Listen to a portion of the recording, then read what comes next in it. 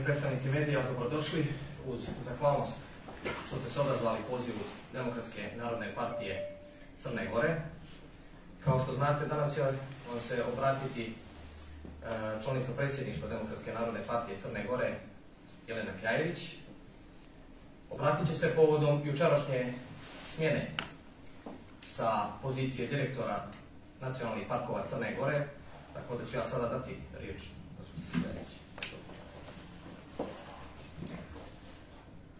Dobar dan svima i jedna velika zahvalnost jer ste se danas odazvali.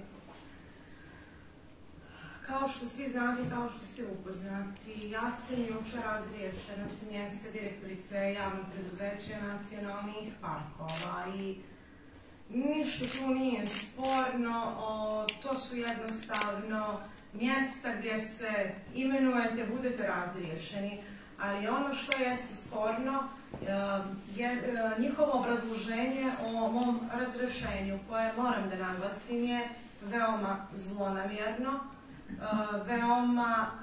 odnosno jako netačno. Shvatit ćete o čemu se radi kada vam iznesem sljedeće podatke. Dozvolit ćete za početak da vas upoznam samo kratko s par informacija kada sam stupila na dužnost prošle godine, u kakvom sam stanju zatekla preduzeće. Dakle, na dan 1. januara dug javnog preduzeća po reprogramu iz 2017. godine iznosio je 102.000 eura. Mjesečne rate iznosile su 5.000 eura u periodu od januara pa zaključno sa septembrom 2021. godine, kada smo prije vremena izmirili 45.000 eura. U oktobru 2021. godine, dakle, izmirujemo kompletan dug koji je naslijeđen iz 2017. godine po reprogramu 48.000 eura. Moram napomenuti da je javno preduzeće koje sam preuzela da vodim i uz podršku tada predsjednice upravnog odbora Marine Jočić, jedno preduzeće gdje su mnoge nelogične stvari naslijeđene od bivše vlasti. Između ostalog, to su i restorani koji su na neki način, odnosno meni čudan način, oduzeti iz vlasništva nacionalnog preduzeća i dati privatnim licima.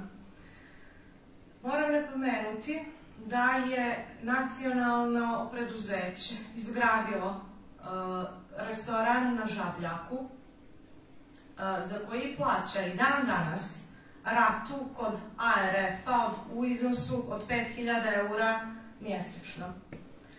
Nikada nije došlo do revizije takvih ugovora, iako smo uporno insistirali da se urade revizije tih ugovora, jer tadašnja vlast je uzela ugovore i vlada je potpisala njih. Dakle, nacionalno preduzeće nije bilo u posjedu tih ugovora. One informacije koje sam ja imala da je tu bilo mnogo osnova za poništenje tih ugovora. Na sve moje apele i razgovore sa ministrom da se uradi revizija tih ugovora i također da nas oslobode plaćanja rate od 5.000 eura, a pritom je ono što je bitno da naglasim, da zakup koji plaćaju privatna lica za našu imovinu ide u budžet. Dakle, ne ide na račun nacionalnih parkova. Naslijeđeni dug prema dobavljačima na dan 1.1.2021. godine iznosio je 91.000 eura. Stanje na računu javnog preduzeća je bilo 5.550. Kada sve saberemo i dug prema poreskoj upravi za 7 mjeseci, dakle to je van reprograma koji je iz 2017. potpisan, u 2017. potpisan, dođemo do cifre da smo imali dug od 775.000 eura plus neizmirene decembarske zarade. Dakle, nešto preko 950.000 eura. Minimalni mjesečni troškovi javnog preduzeća iznose 260.000 eura, od čega su samo za bruto zarade potrebno je 220.000 i 40.000 za ostale fiksne troškove. Vi znate da nacionalni parkovi podrazumijevaju upravo podrazumijevaju 5 parkova, podrazumijevaju bavljenje i finansiranje solane i razne druge nelogičnosti koje smo uporno pokušavali i molili ministarstvo da se pozabavi tim problemima. Također, vjerovatno vam je poznato da nacionalni parkovi tokom zime i tokom proljeća ne mogu da prihoduju jer se dominantno iz sopstvenih sredstava finansiramo od ulaznica. Zbog svoje konfiguracije turisti ne dolaze u nacionalne parkove preko zime. Ono što jeste činjenica da mi dobijamo od ministarstva našeg, odnosno od vlade, oko 1.700.000 predijeljenih sredstava za budžet u mjesečnim ratama, što je samo dovoljno za neto plate. Dakle, svi ostali troškovi, kao i svi ovi ostali troškovi za ARF i za sve ostalo, nisu dovoljni i nisu mogli biti pokriveni iz tih sredstava. Ono što se dalje dešava jeste činjenica da tadašnji upravni odbor zajedno sa predsjednicom Marinom Jočić i zajedno sa mnom osmišljavamo niz proizvoda, niz aktivnosti kako bi unaprijedili poslovanje preduzeća i također kako bi zaradili novac, odnosno unaprijedili financijsko stanje preduzeća. Mi nikada nismo dobili tu odluku koja je poslata u maju mjesecu ministarstvu i vladi. Dakle, prolazi sezona, vlada Crne Gore ne želi da usvoji odluku o naknadama, odnosno cjenovnik. Mimo tog cjenovnika mi ne možemo apsolutno i ne smijemo ništa da uradimo i da unaprijedimo poslovanje preduzeća.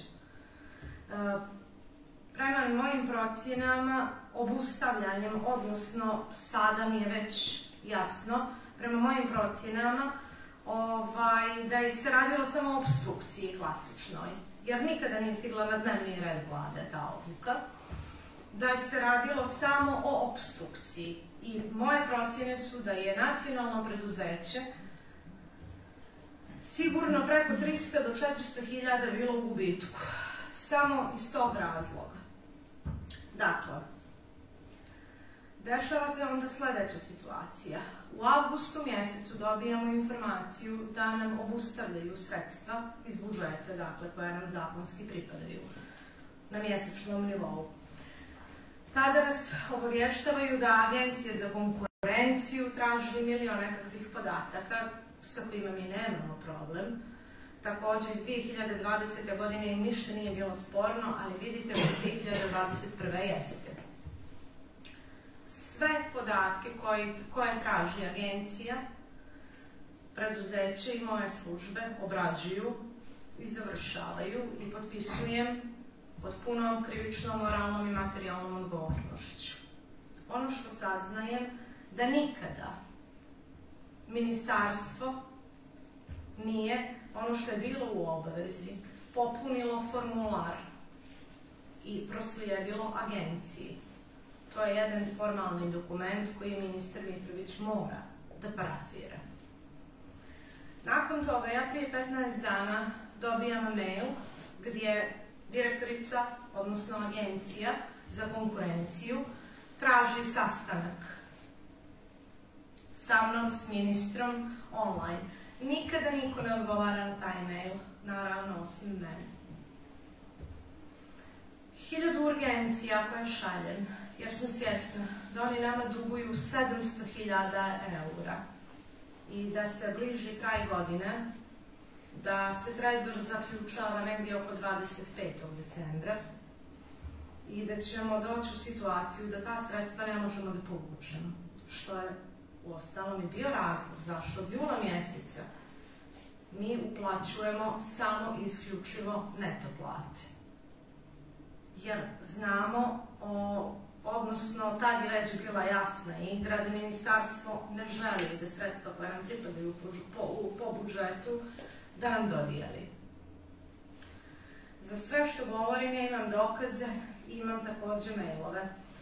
Prije 3 dana zadnji mail koji sam poslala, evo ovdje je, gdje ih podsjećam na taj poziv na sastanak i gdje ih molim da se odazovu kako bi konačno riješili problem koji imamo. Također, napominjem da su sredstva od jula mjeseca nama zaustavljena, što nam znatno otežava poslovanje. U međuvremenu stiže odluka iz Poreske uprave da će nam obustaviti sredstva, odnosno da će nam blokirati račun ukoliko ne uplatimo doprinose. Ja stupam u kontakt sa direktoricom Petričevićkom, koja objašnjavam situaciju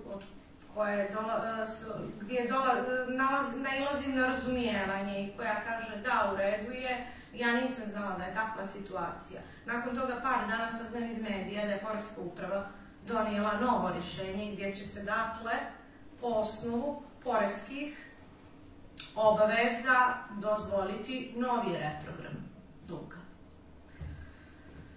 Sad ćete mi dozvoliti da vam objasnim izvještaj, odnosno da vam objasnim situaciju koja se dešava sa novim predsjednikom upravnog odbora, gospodinom Nebojšom Popovićem. On je, čini mi se, 3. augusta stupio na dužnost. Do tog trenutka ja zaista nisam znala ko je čovjek, ni potpuno smo se upoznali, u redu, tu smo, sve što treba, išao je neki normalan razgovor. Čovjek ne zakazuje ni jednu jedinu sjednicu. Negdje krajem avgusta ja dobijam rješenje o izolaciji, jer sam zaražena koronavirusom.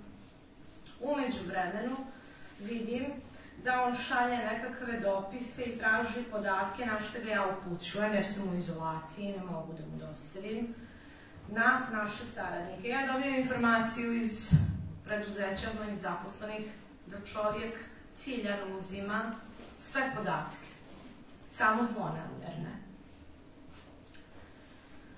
U međuvremenu, stručni kolegijum nacionalnih parkova predlaže, jer po statutu nacionalnih parkova 2 iz reda zaposlenih članova upravnog odbora moraju biti predloženi od strane stručnog kolegijuma. Stručni kolegijum jednoglasno glasa 2 lice. Ja ga umeđu vremenu molim, jer bez obzira na odluku da mi moramo zakazati sjednicu upravnog odbora koju on uporno odbija. Meni nije jasno zašto, poslije mi je bilo jasno zašto, da želi potpuno nelegalno da napravi većinu u odboru. Ja saznajem za jedno skandalozno rješenje naše vlade, gdje, evo možete ga svi pogledati, koji je javni dokument, gdje imenuje bez ikakvog obrazloženja potpuno 2 lica za koja niko nije glasao, koje niko nije predložio iz reda radnika. Skapirajući u tom trenutku da je to njegova igra, pitam ga zašto? Zašto ovo radite? Dakle, veoma diskutabilne ljude ubacujete u upravni odbor i on kaže, dobro, ti se žali, ako misliš da možeš nešto da uradiš. O svemu tome, kao i u dokumentu prije prve sjednice koje je poslao, ministarstvu, resornom, odnosno ministru Ratku Mitroviću,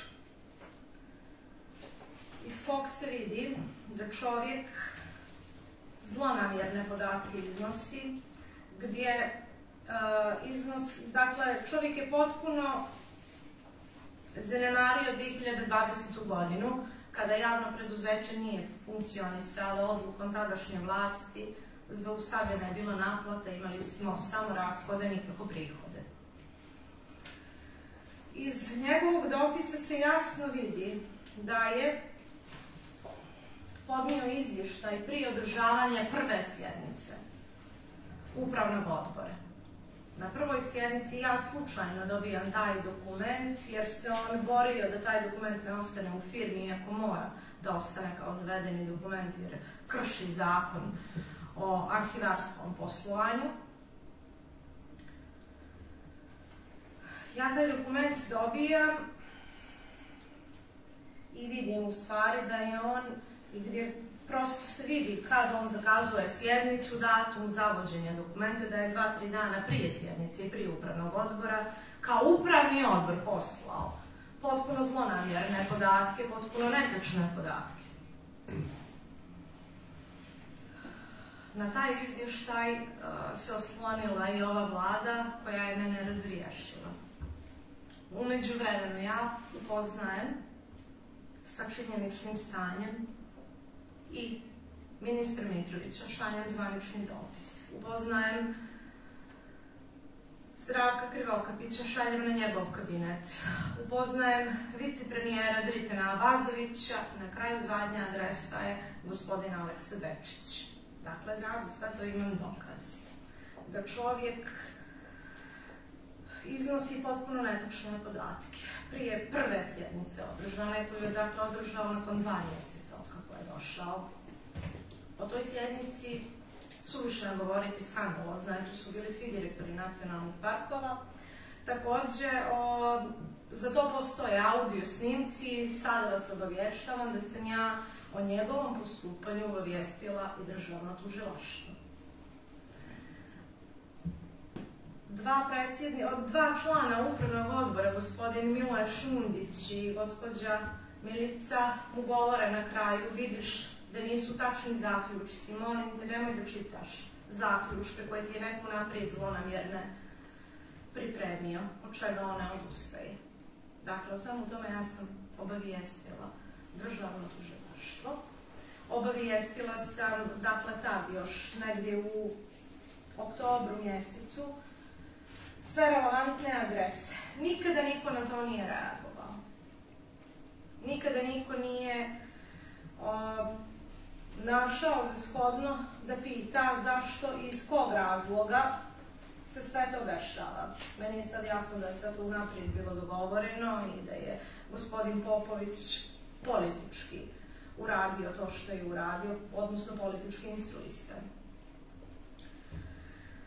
Također, ono što jeste bitno da naglasim da ću, odnosno da ćemo podnijeti krivičnu prijavu i protiv ministra Mitrovića i protiv Zdravka Krivokapića.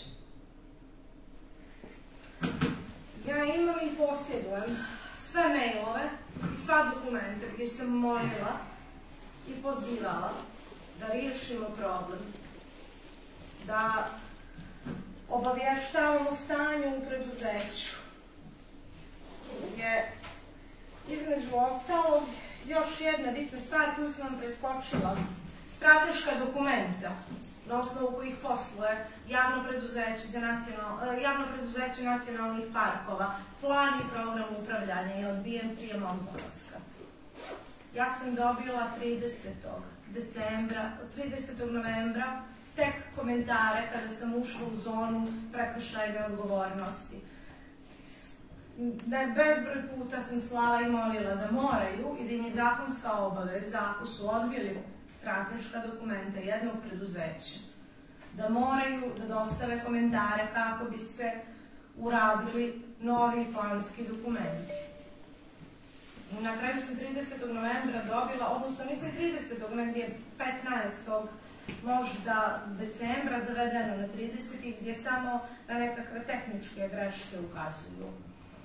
Dakle, meni je jasno više, ja nemam dilemu da se radi o potpunoj opstrukciji.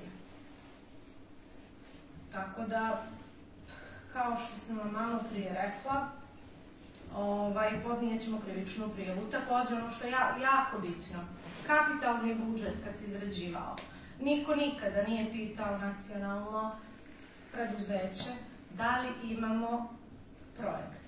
Naravno da smo imali projekte. Kada sam pitala zašto su to uradili, rekli su da oni ne znaju da treba da me obavijeste i da traže.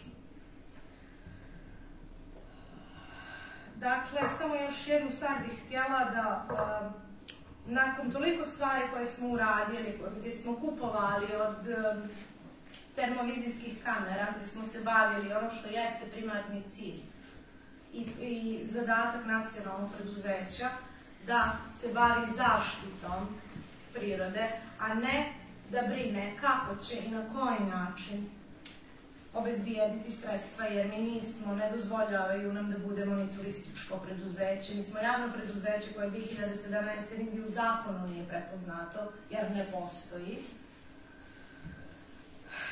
Dakle, nakon svih naših napora i reorganizacije službe, ono na što sam ja posebno ponosna jeste da smo krivolov posebno na Skadarskom jezeru zaustavili u nekih 70%, što je negdje oko 120.000 eura.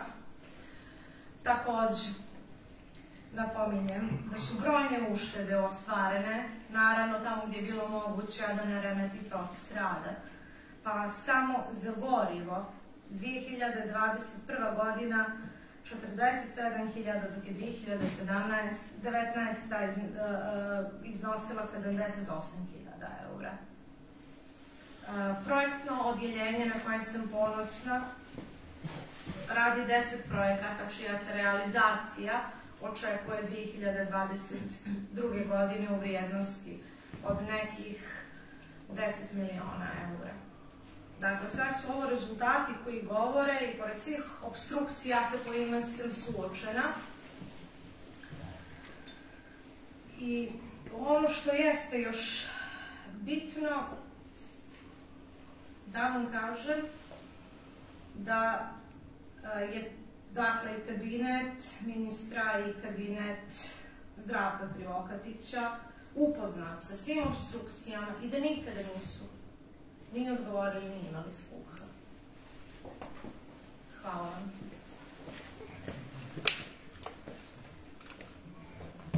Ja sam koliko neko od predstavnika medija ima pitanje. Izvolite. Izvinite, mogu li ja, Ljubica Miličević, televizija Vijesti, samo da pojasnite, da precizirate u stvari šta je sadržaj tog izvještaja na osnovu kog ste vi razriješeni, a rekli ste da su tu netačni podaci. Šta je ključno? Evo sad ću, ja mogu i da vam dam taj dokument. Šta je pogrešno, kako vi kažete tu? Gospodin Popović je prije sjednice upravnog odbora podnio potpuno netačne podatke. Dakle, vidi se po broju, iako se on bunio i zahtijevao da se ne zavodi, ali naravno ljudi koji rade u nacionalnom preduzeću nisu dozvolili, nego su zaveli dokument, jer bi se to bi kršilo Zakon o arhivarskom poslovanju. Gospodin Popović je preskočio 2020. godinu, to je poenta priče, kada su nastali najveći dugovi, kada nacionalno preduzeće nije prihodovalo odlukom bivše vlasti i nekako iz 2019. i nekih impresivnih rezultata preskočio 2021. godinu. Želeći da predstavi taj vakum i sve naslijeđene dugove kao dugove iz 2021. godine. Dakle, to je krucijalno. Također, iz kompletnog tog njegovog izvještaja se vidi njegovo potpuno neznanje, jer on tretira preduzeće kao jednu bilateralnicu. I ono što je jako bitno reći, da on u tom izvještaju najviše zamjerki ima na poslovanje Skadarskog jezera, gdje, vjerovali ili ne, je upravo gospodin Bulatović direktor. I samo još ovo, koliki je trenutno dug nacionalnih parkova? Prema finansijskom planu koji smo mi napravili, kada i ako dobijemo 700.000, 720.000 sredstava koje nam duguje država, koje nam po zakonu pripadaju, mi ćemo poslovati sa plusom od nekih 500.000 eura. Hvala. Molim.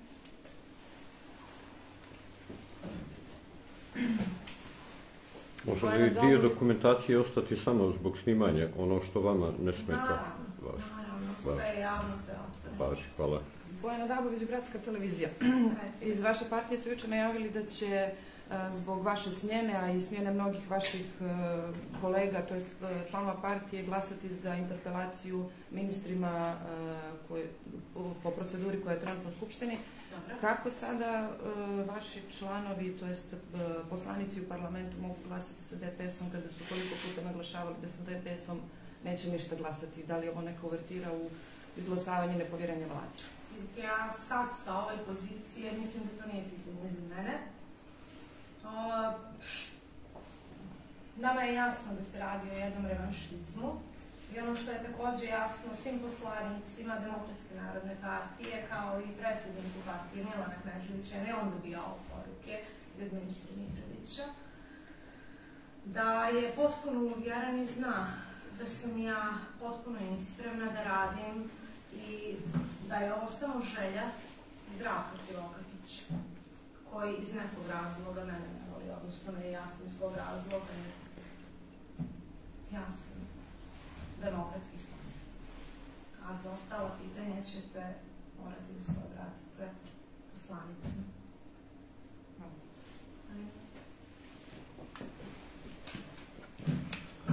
Ima još neko pitanje?